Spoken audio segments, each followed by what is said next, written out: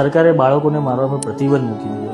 માતા પિતાએ પણ બાળકોને ઠપકો આપતા પહેલાં વિચારવાનું શરૂ કર્યું. પરંતુ જરા વિચારો, જે કઢાઈ ક્યારે આગ પર નહીં ચડે તેમાં સ્વાદિષ્ટ ભોજન કેવી રીતે બનશે?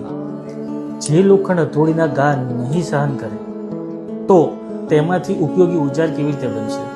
એ જ રીતે જો બાળકોને સમયસર શિસ્ત, યોગ્ય માર્ગદર્શન અને તેની ભૂલ પર યોગ્ય સમજ આપવામાં નહીં આવે તો તેનું વ્યક્તિત્વ કેવી રીતે ઘડાશે? જરા વિચારજો. જ્યારે શિક્ષકોએ શિસ્ત માટેની પોતાની કડકાઈ છોડી ત્યારથી ઘણા બાળકો શિસ્તને હળવાશથી લેવા લાગ્યા. અને જ્યારે આપણે બાળકોની દરેક વાત માની લેવાનું શરૂ કર્યું ત્યારથી ઘણા બાળકોમાં મોટા પ્રત્યેનો આદર પણ ઓછો થતો જોવા મળ્યો.